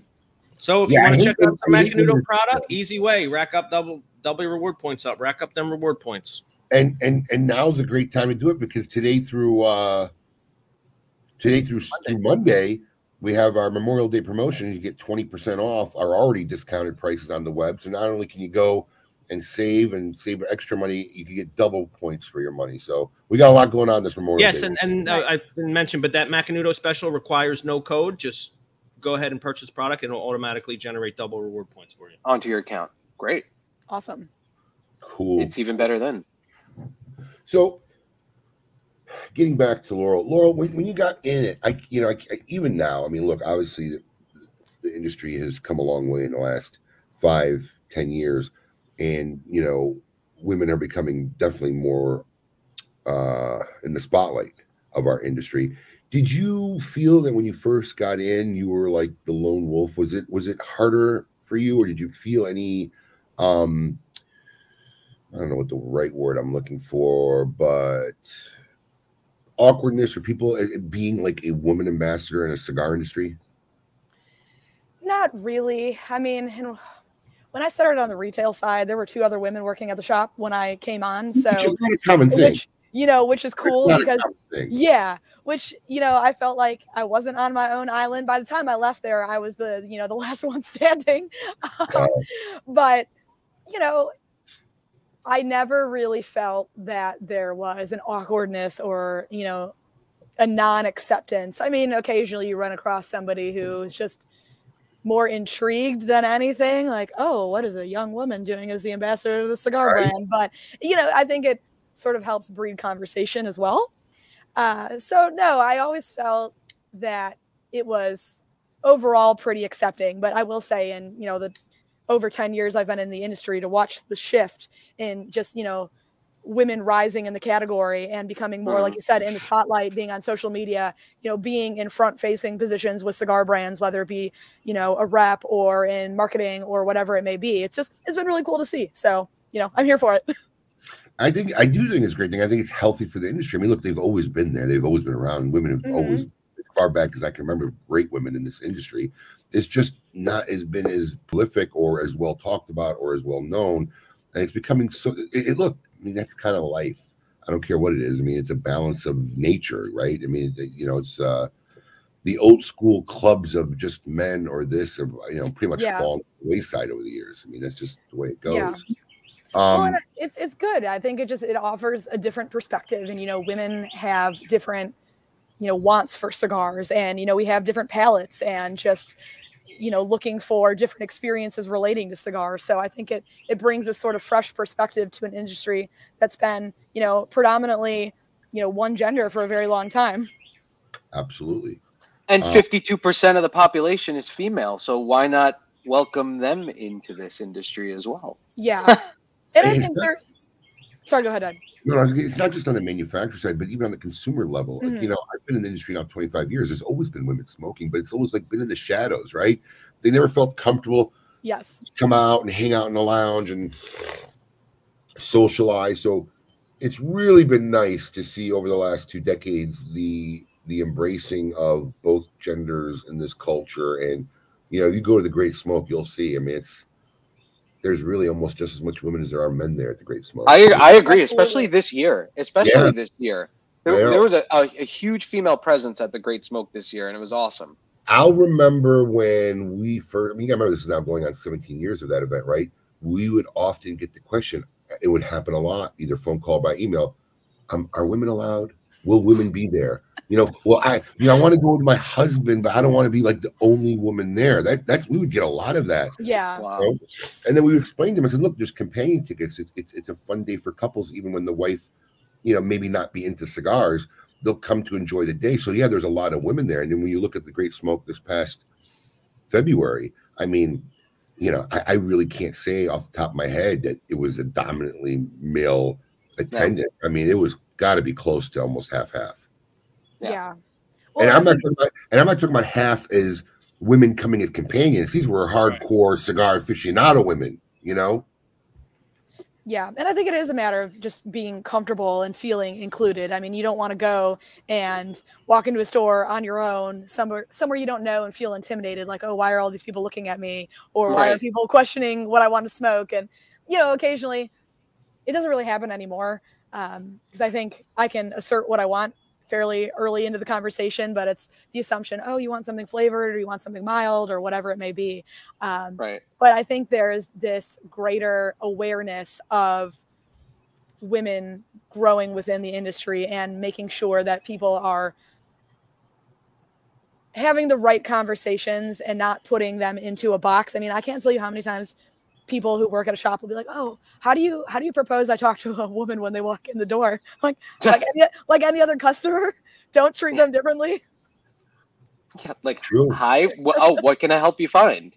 Yeah. You know, Laurel, you're very, I mean, not just female, but you're a young female, and you're very confident, right? I mean, it's kind of to be a young female, because, you know, in this culture, in this world coming in, you know, what do you attribute your confidence to? You know, I think. Did you grow up with a lot of brothers, a lot of, you know, men in the house? No, I'm an only child. Oh, wow. Yeah. And I take it as a high compliment, because some of my friends are like, you are the least only child I've ever met. No, I mean, it takes a certain type of outgoing personality to be able to do the job you do. And then to be a female, and then a young female to boot, you really need to have a level of being comfortable and confident. And where do you attribute that to? I don't know. I've always been a pretty confident, outgoing person. And I think, like, the older I get, I don't want to say like the less I care, but I just sort of, my mantra is like, if it makes me happy and it brings me joy, like, I just don't care what other people think. And, you know, you can say that, and you can say that, and then you can believe it. And I think it's just, I know that I'm good at what I do, and I know that I'm comfortable talking about the product, and that I can answer almost any question that somebody has to ask me. So I think if you're comfortable in your knowledge and comfortable in yourself, you can sort of, you know, exude that confidence. So I've never had a problem talking to people and just feeling like I really can support what I stand behind. So if that makes sense. And I think the industry has always been pretty accepting, and I've never felt like I haven't belonged, or that people have tried to push me out of it. So I think maybe it's just blissful ignorance that I've never had a terrible experience with somebody. So we have a question from Cluster. Yeah, I know. He mentioned it twice, so let's not miss it. How can someone find a schedule of any of your live events being done? Like live events in store. So typically we'll have them posted on Cigar World, which is our website. You know, you can find them like on my Instagram. But yeah, if you go to Cigar World and you type in your zip code, it will show what events we are doing in the area. Well, there you have it. Go to Cigar World. Oh, I think Kevin had a question too. Yeah, I saw it somewhere. Where is it? Ah, there you go. Yep. Yes. So we are actually. So we have the Club Macanudo in New York, and we're actually opening one at a casino up in Buffalo. We just opened one in Kuala Lumpur. Wow. Oh wow, yeah. that's cool. So we had one that we had with the Nick for a while in New York as well, but that was sort of just, that wasn't our own. That was more of like a contract. But yeah, I don't think we're trying to expand at any rate that's going to have Club Macanudos all over the country, but we are opening some like ancillary locations. So hopefully they'll send me to all of them. Do you go to all of them? No, really the only one I do much with is the one in New York. And even so, I'm only there maybe, I don't know, twice a year. So just, we don't do a ton of like proper Macanudo events there. They'll do more like dinners or something else, but they don't really do like formal events that I would be going there for besides like a Christmas party or something. But yeah, they're fun. If you ever go to Club Macanudo in Manhattan, get their bacon. It's awesome. If you're a bacon lover, they have this slab bacon that they, char, and there's like this cayenne maple glaze on it, and it's awesome. Ooh. So I always look forward to going there and having the food. Paul's Googling it right now. I am. Oh man, yeah, you know what? I know where Club Macanudo is. I'm from Long Island. I worked in Manhattan for years, but actually I'd never been there before. So now I kind of feel almost left out that I never did that. Yeah, it's great. You can go have a cigar, listen to music, have a drink. And I mean, there's so few places now that you can go have a proper dinner and sit down and really enjoy yourself with a cigar and just take it and enjoy. Especially Manhattan. Yeah. Oh, totally. Those licenses don't exist anymore, basically. Yeah. There he is. Yeah, well, I'm having an allergy attack, so I'm trying to. It's because you're back in. Is that what it is? You're back in the Midwest. It changes. When I go up to New York for the summer, I have like a good week or two of bad allergies, getting used to the environment again. Man, I'm telling you, I've been sneezing. My nose been running the whole show. I've been going on and off camera trying to. Oof. I didn't have allergies until I moved to Nashville, and I've been very lucky. And then all of a sudden, I started having them. Like, what is happening with my face right now? Why do I feel like this? My husband's like, well, I think you have allergies. Like, no, I've never had allergies in my life. Well, apparently down here I do. Yeah, in Wisconsin, it's less of an issue, I guess. Yeah, whatever they didn't have there that they have here. But Abe, what are you doing in Chicago, by the way? It's our first leg of a trip. We're going to the Middle East, taking the family overseas. Okay, so laying over through a hair. Yeah, we have family here, so we're going to spend 3 days here with my family and say hi, and then from here we're going to the Middle East. We'll be going to Jordan, and we're going to take the kids over to Cairo for a little bit. So it's going to be interesting. Wow. Yeah, 5 weeks. Wow, that's awesome. Yeah, I haven't seen my family in 21 years, so there's a lot going on, and okay. First cousin getting married, and there's a lot of stuff. And while we're there, we want to take them to see some of the sites. We named my oldest daughter Petra. She's never seen the place, so we definitely want to, I didn't name her after Disney, but I named her after one of, yeah. The wonders of the world. 8 man-made wonders of the world, yeah. So I can't wait to see the pictures of her there. What you should do is hire a professional photographer for her, like, in front of Petra. Like, I think that would be so cool. It's going to be fun. We're going to have that sounds awesome. Yeah, we just gotta get all the drugs so we could drug all the kids up for the 15-hour plane ride. Oh man, yeah. Yeah, it's a long time. Well, here's what you do: you and Brandy sit up in first class. The kids sit in coach. Let Petra take care of them. They'll be fine. You don't need to worry about them. No, dude, you cannot. Really, a 2-hour domestic flight. Yeah, not a 20-hour flight. Not happening. How old are your kids? 14, 12, 10, and 7. And it's the 7 and the 10-year-old that are dangerous. Yeah. Yeah, 14 and 12, they can watch a movie, read, whatever, occupy themselves. But the 7-year-old, yeah, for sure, probably a little antsy. Especially, because you don't realize, like, I had to explain this simple thing to my son about the seatbelt light. Because they've never really thought about it or had dealt with it. Like, the plane's in the middle of taking off, and he starts walking down the aisle to go to the bathroom. Like, where are you going, dude? No, you got to sit down. Yeah. You can't go to the bathroom during takeoff. He had no idea. He had to go. Yeah. But, he's a little kid. He's never, had to worry about that before. So. Nope. Huh. Oh, man. So do we got Coop in the wings?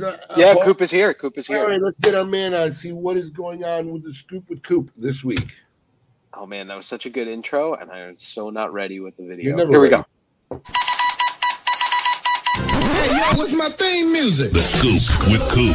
Breaking industry news. Hear it first on KMA Talk Radio and cigar-coop.com.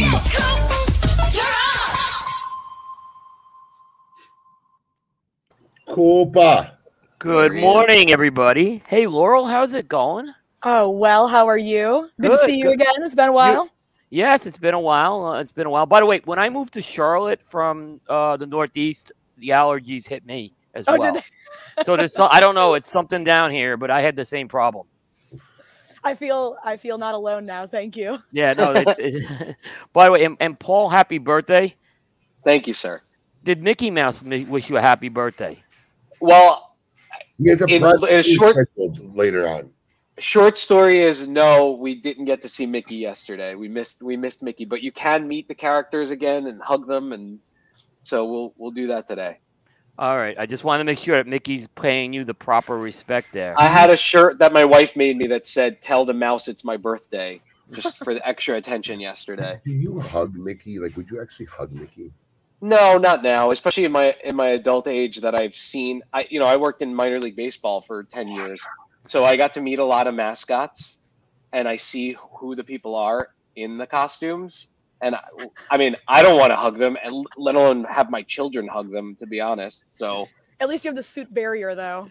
that's true. Yeah, there is that barrier to not get too close to them. But no, I don't hug the characters. What were the odds that you would find a mate that would be a Disney buff also? I mean, Well, my wife she's not like I am. Otherwise, that can be pretty awkward, right? When I you would marry them. When you hop in the bed with the Mickey Mouse ears on and she's looking at you like, what the fuck? We don't hop into bed with the Mickey Mouse ears on. Sometimes, these guys. Oh, yeah, look how close you got Well, you have one with you. Look at that. My son's crib is here, and we're in Disney World. Of course, I have. We have a couple. No, that's yours. That's yours. Your son's crib. This is actually This is Right? actually a puppet. Oh my god! That doesn't make it any better. Wait, Paul, do us a little Mickey Mouse. Come on. Yeah, come on, do it. Oh boy! Welcome to Disney World. Oh my god! I'm an amateur puppeteer on the side as well. Guys, you can't get this anywhere else but on KMAs. I'll just tell you that. Oh my god! So Coop, Go ahead, Coop. What's in the news? Well, All right. We lost you last week to Barn Smoker. Tell us a little bit about it. Yeah, I think Barn Smoker is really becoming like Drew Estate's next generation as far as how they're going to be doing their main marketing, and namely they have been away from the trade show for a couple of years, and essentially what they've done is now they have the farm experience, and now they're bringing a Drew Estate activation station experience. So it's essentially a combination of a mini HERF. Not many HERF, a HERF combined with the farm experience, which is very unique. And what we're seeing now is Drew Estates, they're doing their live streams to roll out and announce their products. And then they have these activation stations where you can actually experience the products. And they were very interactive, too. And, Abe, you saw a little bit of this at the Great Smoke, like when Hoya de Nicaragua had the dice rolling. And they had the Herrera Esteli dart throwing. That's kind of along the lines of what those things are. Right. So I think I'm telling you, and they knocked it out of the park this year. I mean, it was great. Yeah, I heard a lot of good things about it. Yeah. The bad part is, the problem is I should have realized this. I forgot there's no internet there, right? Because it's a farm. It's a working farm. So it ain't somewhere I can park and do an internet. KMA live broadcast one year because we found that out. We learned it the hard way. Well, and I learned it like I called Paul. Like I said, Paul, I got a problem here. There's no Wi-Fi here. I found out from Jeff, so I'm not gonna be able to do this. Otherwise, I would have said something a lot earlier to you guys. Would it be that hard to put Wi-Fi in the barn there, though? I don't know how hard it is. I don't know if it's really worth it, because it's not like people there, all. It'd be for one event a year. Yeah, that's true. It would be for one event a year for sure. Yeah, I mean, I could go on. It was just like I said. They also rolled. Here was another smart thing they did. They rolled out their new Nika Rustica Adobe cigar, which I thought was a really smart move, coinciding that with the Barn Smoker. On top of that, they had the new FSG cigar that had been rolled out a few months ago. So again, I'm seeing this as Drew Estate's model going forward, and maybe they're moving a little different as far as like traditionally you'd market through the trade routes, like trade shows and stuff like that. But I think they're going this route now with a lot more consumer engagement. Just to be clear to Kevin Shahan, the Cigar Carnival is 2023. That's the Cigar Carnival. I didn't make the VIP party, though, the night before. I am going to be at the VIP party in Kentucky, though, in September. You didn't make it, or you were invited? No, I was invited. I was long story short is I was actually on a family vacation in Orlando, and we tend to time it around the Barn Smoker. But, you know, I did have my family down there, and we did not go to Disney, Paul, just so you know. But, you know, I was so disappointed to hear. Well, no one wanted to go either, right? But, but you know, I actually really wanted to. I had all 4 of my kids down there, and, you know, my kids are ages 21 to 30. It's rare you can get them all together at that age. So, you know, we wanted to really kind of savor as much of the moments as possible there. Makes sense. Yeah. All right, Coop. What do you have for us this week? Any good news? The good news. We'll start with some good news. This guy actually comes out of General Cigar, and this was a pretty cool project. It's under the Punch brand. So I know this ain't Laurel's brand, but Punch has announced a cigar called the People's Champ. It's a cigar. You're going to start seeing it in stores probably in about a week. And what this is I guess this was really a crowdsourcing effort where there's a group called the Punch Brotherhood of a bunch of cigar enthusiasts, and they were pretty much commissioned to provide input into making a cigar. So that resulted in what is the Punch People's Champ. The blend itself features a Habano wrapper from Honduras over a Mexican San Andres binder and fillers from the DR, Nicaragua, and Brazil. 5x50 Robusto will be the size. So General hasn't at least unveiled the packaging to the general public yet. But that's, I guess, going to be part of the big unveil next week is they'll unveil the packaging for this. And it's a limited edition cigar. I think the most interesting thing I take from this, Abe, is, you know, we've seen projects like this before, but not probably at a size of General Cigar doing it like this. So I think it's interesting to have this, and I'm looking forward to smoking this. You're muted, Abe. You're muted, Abe. That's the Brotherhood cigar that's in our queue, Alex, right? Yes, we will have that. All right. I didn't know they actually had given it a specific name, but yeah. No, this is an interesting project when I first heard about it. Trying to think, you know, it's been so many over the years. They have done projects in the past history where they would send out like 2 cigars, or they would sell them at the register 2 cigars, and then as a consumer you were able to fill out what you thought, whether you like number 1 or number 2, and then that would be the one they come out with. They've kind of done projects like that in the past. Yeah, they did. I remember they did one specifically with CAO like that, and that was probably about 10 years ago. Yeah. This one's kind of embracing, like, Punch Brotherhood is an online community. So I think this is one of those coming through a community-driven. It's not the first community-driven cigar, but I think it's certainly the biggest company to do something like this that I could think of. I don't know. Is that community run by General, or is that a consumer-driven community? That I don't know. Okay. Yeah. So if I can interject, Absolutely. our social media company who handles our corporate accounts, like, you know, I'm responsible for Macanudo Laurel content, but they do official Macanudo content. So they help run this Punch Brotherhood. Got it. Yeah. Yep. All right, cool. Yep. What else you got going on, Koopa? I guess I don't know if this is good news, but it's not bad news, but I don't think it's good news. This week, oral arguments were held in the latest attempt by the cigar industry to throw out the deeming rule on premium cigars. So this is kind of what this is. This is an injunction to kind of completely throw this out. Now, there have been injunctions in the past on this, but they would have temporarily kind of stall things. And, you know, because it's, you know, saying, you know, there's not enough information coming out from the FDA right now. This one's kind of saying, let's throw the whole thing out right now. So there were oral arguments that were held. The judge who's doing this is Judge Mehta, who has been on a lot of these cases right now. And he's now going to go back and deliberate this. It was interesting because the trade associations made a lot of statements about what was said in court this week, which I thought was interesting. I could tell you my read of this is going to be a very difficult thing that they're going to throw out. I don't think that this is going to be thrown out at all. In my opinion. I don't think it'll get thrown either. I don't, because this judge is kind of, this judge kind of hasn't been totally anti-FDA here. So if there's anything, there's been precedents in the past why certain things have been, you know, based on other cases saying, hey, you can't do this until you fix X, Y, and Z. But I don't expect the decision to come for this for probably about 6 months towards the end of the year. So don't expect anything. Yeah, one day of oral arguments, and now it's going to be months before a decision's been made. Wow. What is some of their stance or position on why they feel it's warranted to be thrown out completely? They're basically saying that it's arbitrary and capricious, that it fails to demonstrate a reasonable good effort to minimize the impact on small business. It's in violation of the Regulatory Flexibility Act, which I'm not really sure what that is. But the warning statements, you know, goes back to warning statements, which was thrown out. I understand that where they say it was arbitrary and capricious, but now they're saying all the rules around the substantial equivalence and all that, which I know, again, that was kind of going back, but it's not off the table, those things either. So they want this like completely nullified where it's never going to come back up again. Yeah, that's going to be a tough win. I saw photos of Rocky up there and some other people that looked like they were, you know, trying to make the case.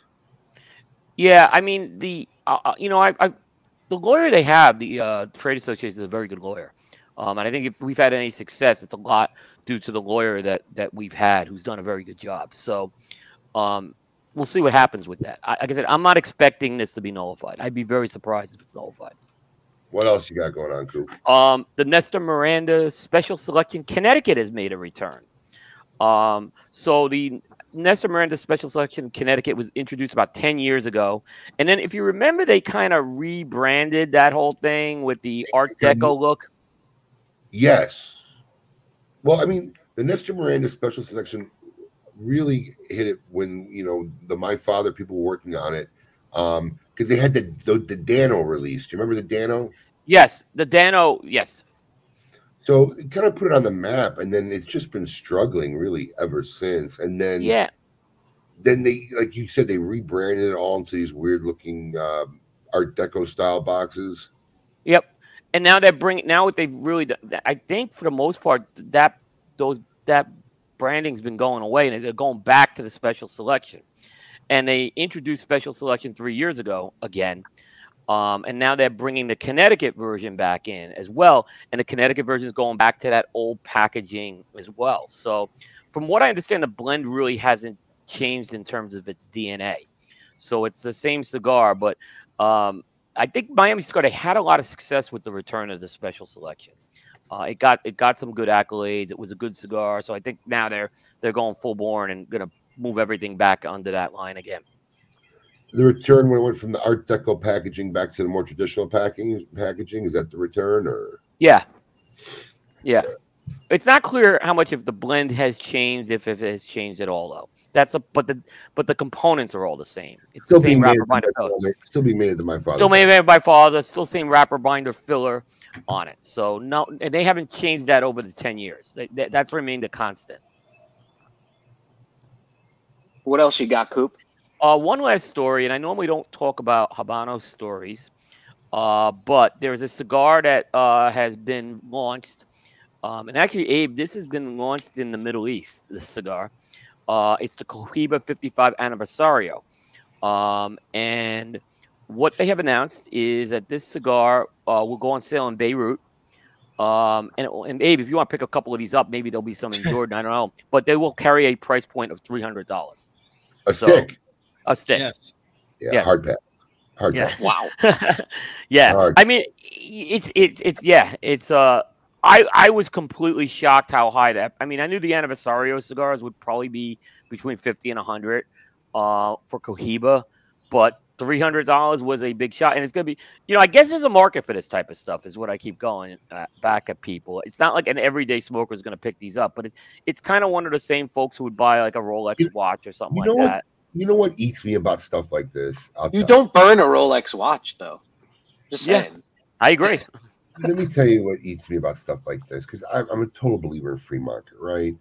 There's a part of society and segment that has $300 they could roll up and burn, right? And it's not even whether or not the cigar is worth $300. It's just a statement that, hey, I bought a $300 cigar that I'm smoking and I could burn up.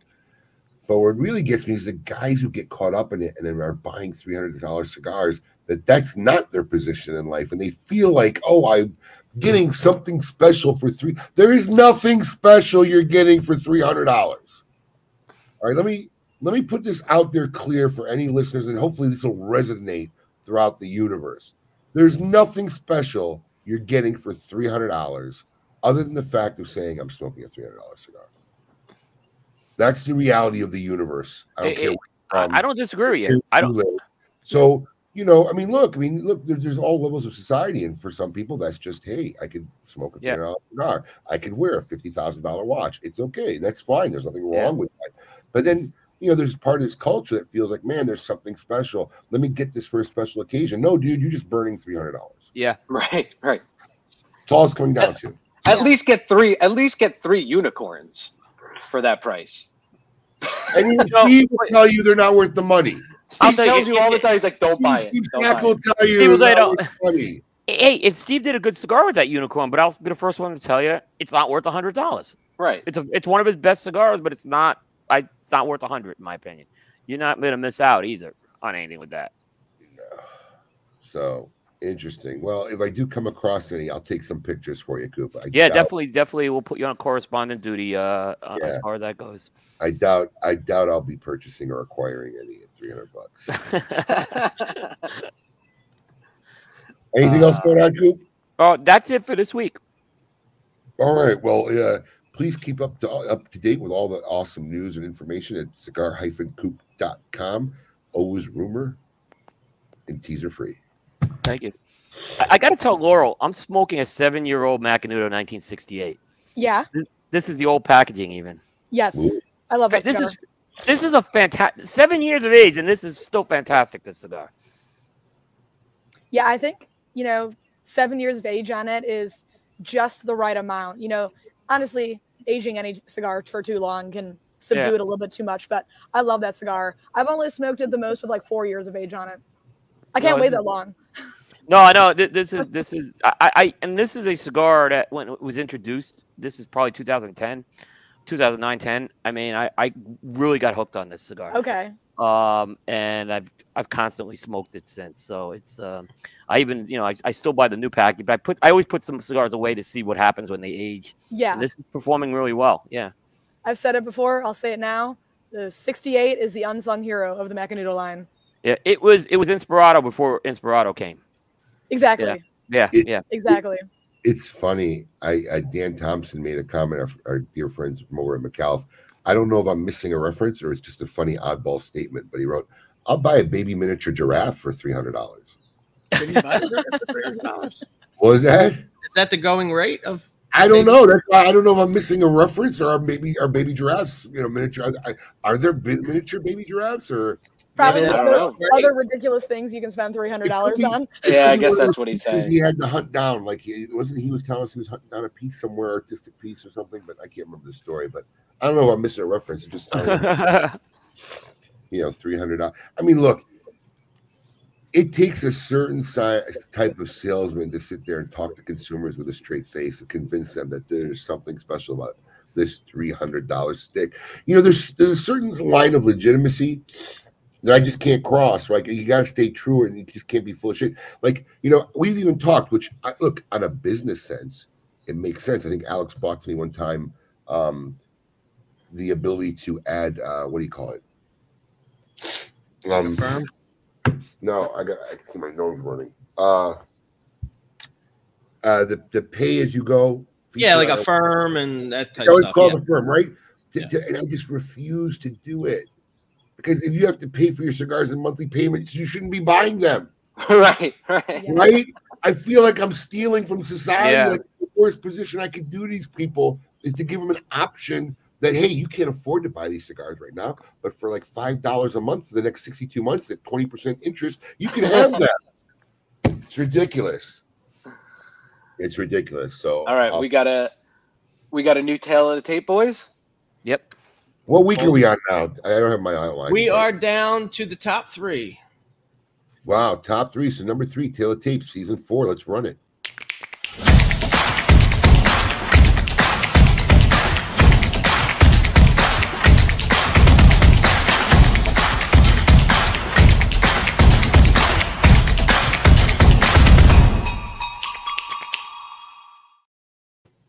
All right, here we go. Top 3, Tail of the Tape, greatest mascots. And now, usually in our list, this tends to be the point where me and Coop kind of start out here and then we kind of intertwine.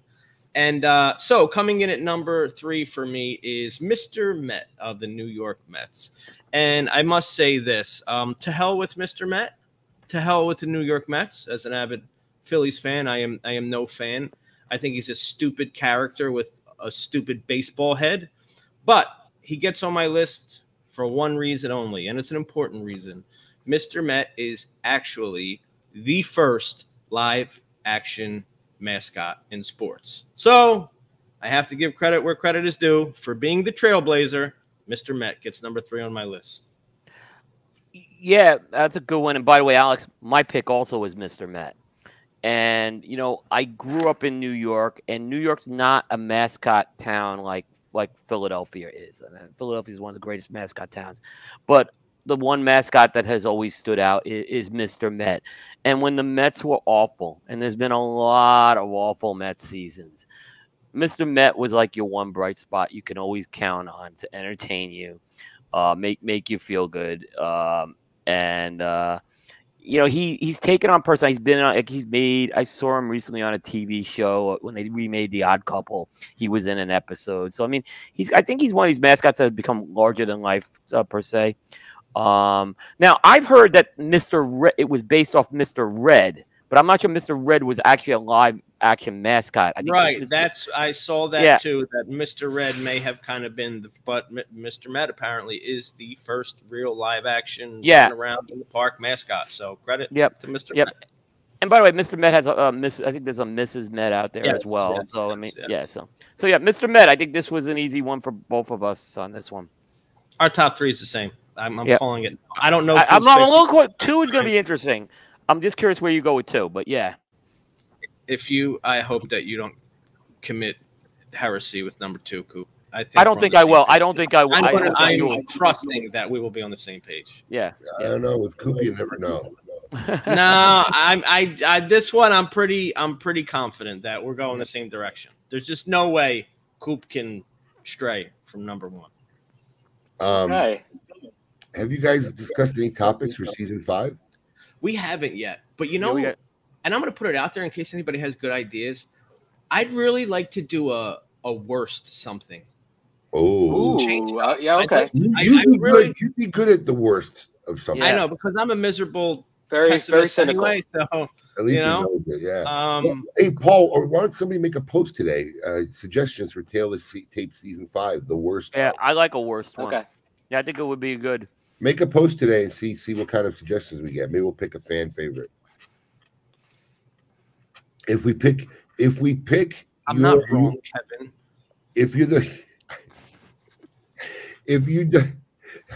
Alex having a side talk with himself.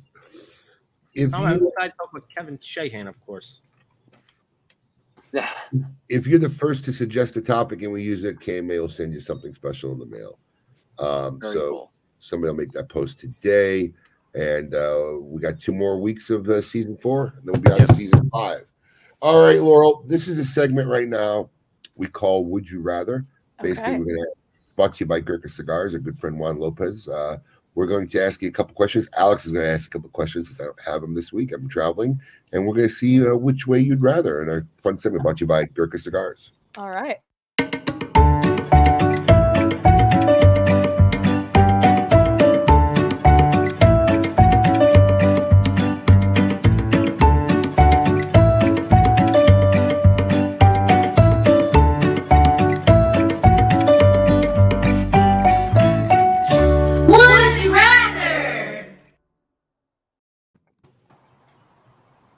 All right, here we go. I have 3 questions to ask. Let's start with number 1. Would you rather only be able to whisper or only be able to shout?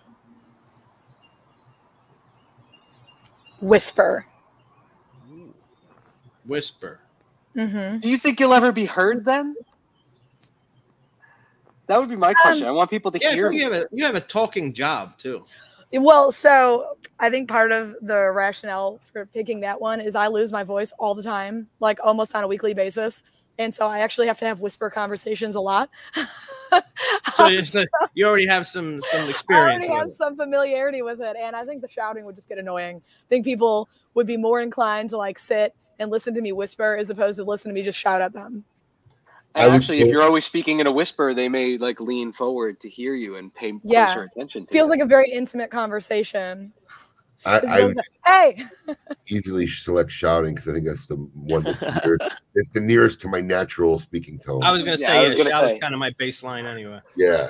So that's not too hard for me. All right, question number 2. Would you rather be the clown that distracts the bull or the bull rider? Ooh. The rodeo question. Bull rider. You know what? If you're going to put yourself at risk, you might as well have fun doing it. You may as well be the star. Yeah, exactly. Let me tell you something, man. Rodeo clowns are some serious stars, bro. Have you seen some of those guys in their feats? You got highlight footage of rodeo clowns. Regardless of the situation, I don't think I could put myself in the position of being the clown because I hate clowns. So there you go. I think automatically just you have to be the rider. All right, here we go. Question number 3. And I still can't pick. I can't make a pick on this one. Would you rather be without elbows or without knees? I can't come to. So, like, I just have straight appendages. Yes, yes, yes. Or it's just like a half hand. Or no, you're straight. You're straight, and you're straight legs. I don't know. I don't know. This is a tough one. Ooh, that would be really annoying both ways. I gotta go with the knees. Yeah, I would be so not affected by the knees. I mean, I'm sure there'd be some things that would suck, but you could still lay down. Walking, for instance, but you can walk without knees. You just gotta. But can you sit if you don't have knees to bend them? Right. Yeah, you sit with your legs straight out. Wait a minute. You're never flying again. Yeah. Flying's out. I think first row. I think I rely on, I would say I would have to go with, I would rather have my knees. Okay, so let me just straighten this out here. If your arms are like this, how do you eat? No, they're not. They don't have to be like this, but they can be straight. Okay, how do you eat? Yeah, you can't bend your elbow. How do you have to bend your mouth? Yeah. Marissa would be feeding you for the rest of your life. That's true. You could do that. Yeah. No, you can get one of those extendable forks, you know, that they have to steal other people's food, and you just like.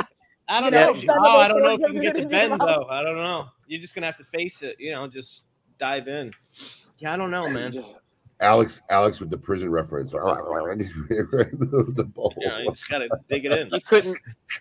How do you wipe your ass? I mean, bidets. Bidets. Come on. No, you still got to control the bidet though. You got to bend your arm to get to the little knob there. I feel like you can go straight. I don't, Brush your teeth. You can't brush your teeth, dude. Knees all the way. Without knees. Yeah, I'm gonna have to stick with. I'm gonna go straight arms. I'm just gonna walk around like this the whole time. Okay. Oh, Yeah. no, You'll get people's attention at least, especially since you'll be whispering. You'll be whispering, so. Hey, listen, you'll be a natural at the third grade park.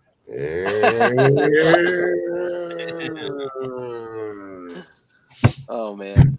Oh wow. Would you rather? Brought to you by Gurkha. Brought to you by fine folks at Gurkha. Laurel, anything coming up that you want to share with our fans and your fans? Yeah, we've got a couple new fun limited releases coming out. We have the Macanudo Hamao, which is going to be a Hamastron seed grown in the Mao region. So you get a little bit of the characteristics of Honduras and the Dominican Republic. So nice medium-bodied limited release cigar. So that'll be out soon. we have a really cool collaboration coming up at the end of the summer. It's with a boutique winery out of Napa, Flint Knoll. So we're actually aging the tobacco in Cabernet barrels. So you get a little bit of like the essence of that cab and, you know, the sweetness and some of the cedar notes. Very cool. Really excited about that. Will you be doing an event in Napa? We love Napa. Oh, I haven't been yet. I have a couple dinners coming up in July and I'm super pumped. Yeah, I was there last year. Are they going So to I haven't done any of the wineries yet there. I'm sorry, what? No, are they going to do any events in Napa when that cigar comes out? I hope they do. I think so. Yeah. So the owner of the winery, Aaron Michaelis, we're trying to work with him to come up with some event platforms that we can do for just him, and maybe like a collab where, you know, the two of us go out and do like a wine and cigar pairing. So excited about that. As a wine person, that speaks to me personally. Awesome. That's awesome. Yeah, KMA live remote from Napa. Perfect. Yes. I was down at our factory in December, and I was able to smell some of the barrels that we were doing the Cabernet tobacco aging in, and they smelled amazing. So, Paul, you just make sure you let us know what week you're in Disney, and we'll definitely schedule that. yes. You're going to deny my sommelier wife a trip to Napa? No, I would take Steph in a heartbeat. We'll take her. We'll leave you back. You can watch the kids. Somebody's got to watch the kids and cook and clean. Yes. So maybe next show we'll just all get together in Napa and have some wine, have some cigars, and all right. It'll be great.